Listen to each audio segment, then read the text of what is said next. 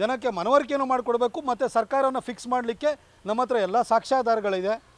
ನೀವು ಬೆಂಗಳೂರು ಮೈಸೂರು ನಡುವೆ ನಡೆದಂತಹ ಏನು ಈ ಮೂಡಾಕ್ಕೆ ಸಂಬಂಧಪಟ್ಟಂತಹ ಮೈಸೂರು ಚಲೋ ಅದರಲ್ಲಿ ಭಾಗಿಯಾಗಿದ್ದರಲ್ಲ, ಬಂದು ನಿಮ್ಮ ಅನುಭವನ ಹಂಚ್ಕೊಳ್ಳಿ, ನಾವು ಯಾವ ರೀತಿ ಮಾಡ್ಬೋದು, ಯಾವ ರೀತಿ ರೂಪುರೇಷೆಯನ್ನು ನಾವು ತಯಾರು ಮಾಡ್ಬೋದು ಅಂತೇಳಿ ನನ್ನನ್ನು ಕೇಳಿದರು. ಹೋಗಿ ನಾನು ಹೇಳಿದ್ದೀನಿ.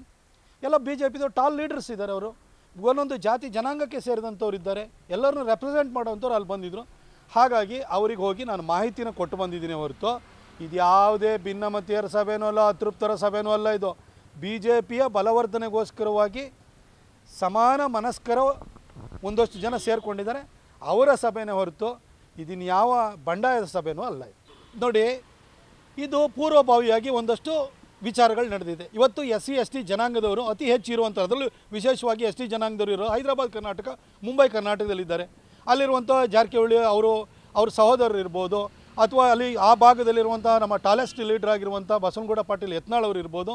ಇವರೆಲ್ಲ ನಮ್ಮನ್ನು ಕರೆದುಬಿಟ್ಟು ಇದ್ರ ಬಗ್ಗೆ ಮಾಹಿತಿನ ಕೊಡಿ, ಅದನ್ನು ಯಾವ ರೀತಿ ಪಾದಯಾತ್ರೆಯನ್ನು ನಾವು ಕಂಡಕ್ಟ್ ಮಾಡ್ಬೋದು, ಏನೇನು ಅದರೊಳಗಡೆ ಸೇರಿ, ನೀನು ಪತ್ರಕರ್ತನಾಗಿದ್ದೆ, ಇದ್ರ ಬಗ್ಗೆ ನನಗೂ ಒಂದು ಸ್ವಲ್ಪ ಮಾಹಿತಿನ ಕೊಡು ಅಂತ ಕೇಳಿದರು. ಹೋಗಿದ್ದೀವಿ ಅಷ್ಟರೊಳಗಡೆ. ಇದರೊಳಗಡೆ ಅದನ್ನು ನಾವು ಸೆಪ್ಟೆಂಬರ್ 17th ಅವರು ಪ್ರಾರಂಭ ಮಾಡಬೇಕು ಅಂತ ಅವರು ಯೋಚನೆಯನ್ನು ಮಾಡಿದ್ದಾರೆ. ಆ ಸಂದರ್ಭದಲ್ಲಿ ಎಲ್ಲರನ್ನೂ ಕರೆಯೋಣ. ಇದು BJPಯ ಒಂದು ಕಾರ್ಯಕ್ರಮ ಆಗಿರ್ತದೆ, ಇಲ್ಲಿ ಯಾರ್ದೋ ಮೇಲಾಟದ ಕಾರ್ಯಕ್ರಮ ಆಗಿರಲ್ಲ. ಇದು ಎಲ್ಲರನ್ನೂ ಇನ್ವಾಲ್ವ್ ಮಾಡಿಕೊಂಡೇ ಈ ಪಾದಯಾತ್ರೆಯನ್ನು ಮಾಡಬೇಕು ಅಂತ ಹೇಳಿ ಅವರು ಯೋಚನೆಯನ್ನು ಮಾಡಿದ್ದಾರೆ. ಇದರಲ್ಲಿ ಪ್ರತಿಯೊಬ್ಬರಿಗೂ BJPಯ ಬ್ಯಾನರ್ ಬಂಟಿಂಗ್ ಕಟ್ಟುವ ಕಾರ್ಯಕರ್ತನಿಂದ ಅಧ್ಯಕ್ಷರಾದಿಯಾಗಿ ಪ್ರತಿಯೊಬ್ಬರಿಗೂ ಕೂಡ ಮುಕ್ತ ಆಹ್ವಾನ ಇದ್ದೇ ಇರುತ್ತದು. ನಾನು ಅಂದ್ಕೊಂಡಿದ್ದೀನಿ ಖಂಡಿತ ಮುಕ್ತ ಆಹ್ವಾನ ಕೊಡ್ತಾರೆ. ಯಾಕಂದರೆ ಇದರಲ್ಲಿ ಯಾರದೇ ಮೇಲಾಟ, ನನ್ನ ನಾಯಕತ್ವವನ್ನು ಪ್ರದರ್ಶನ ಮಾಡುವಂತಹ ಪಾದಯಾತ್ರೆ ಅಲ್ಲ ಇದು. ಇದು ನಾಯಕ ಜನಾಂಗಕ್ಕೂ ವಾಲ್ಮೀಕಿ ಜನಾಂಗಕ್ಕೆ ಆಗಿರುವಂತಹ ಅನ್ಯಾಯದ ವಿಚಾರದಲ್ಲಿ ಈ ಸರ್ಕಾರವನ್ನು ನಾವು ಹಣಿಲಿಕ್ಕೆ ಇರುವಂಥ ಒಂದು ಒಳ್ಳೆಯ ಅವಕಾಶ. ಅದಕ್ಕೋಸ್ಕರ ಈ ಪಾದಯಾತ್ರೆ ಆಯೋಜನೆ ಆಗ್ತಾಯಿದೆ.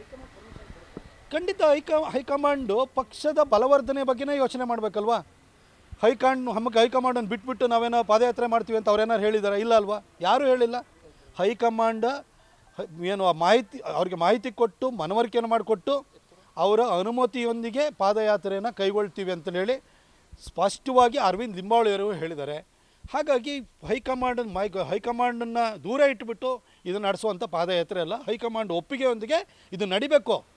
ಆಮೇಲೆ ರಾಜ್ಯ BJPನವರು ಕೂಡ ಎಲ್ಲರೂ ಕೂಡ ನಾವೆಲ್ಲರೂ ಒಟ್ಟಿಗೆ ಇರುವಂಥರು. BJP ಒಬ್ಬ ಕಾರ್ಯಕರ್ತನಿಂದ ಅಧ್ಯಕ್ಷರವರೆಗೂ ಎಲ್ಲರೂ ಕೈ ಜೋಡಿಸಿ ಈ ಒಂದು ಯಾತ್ರೆಯನ್ನು ಮಾಡಬೇಕಾಗುತ್ತೆ. ಯಾರೊಬ್ಬ ಕತ್ಕೊಂಡೋಗಿರ್ತಾನೆ, ಅವನದು ದುಡ್ಡು ಕಿತ್ಕೊಂಬಂದು ಹತ್ತು ಕೂಡಲೇ ಅವನಿಗೆ ಕಳ್ಳನ್ ಬಿಡೋಕ್ಕಾಗುತ್ತಾ? ಹಂಗೆ ಗೊತ್ತಿಲ್ಲ ನನಗೆ. ನೋಡಿ, ಅದೆಲ್ಲ ಹಿರಿಯ ನಾಯಕರಿದ್ದಾರೆ, ಅವ್ರು ತೀರ್ಮಾನವನ್ನು ಮಾಡ್ತಾರೆ. ನನಗೆ ಮಾಹಿತಿ ಕೊಡಲಿಕ್ಕೆ ಅಂತ ಕರೆದಿದ್ರು, ನನ್ನ ಅನುಭವ ಹಂಚ್ಕೊಳ್ಳಿಕ್ಕೆ ಹೇಳಿದರು, ನಾನು ಅಷ್ಟೇ ಮಾಹಿತಿಯನ್ನು ಕೊಟ್ಟು ಬಂದಿದ್ದೀನಿ. ನಾನು BJP ಒಬ್ಬ ಕಾರ್ಯಕರ್ತನಾಗಿ ನಾನು ಎಲ್ಲ ಕಾರ್ಯಕ್ರಮಕ್ಕೆ ಹೋಗ್ತೀನಿ. ಈಗ ಮೈಸೂರು ಚಲೋ ಪಾದಯಾತ್ರೆನ ನಾನು ಇರಲಿಲ್ವಾ?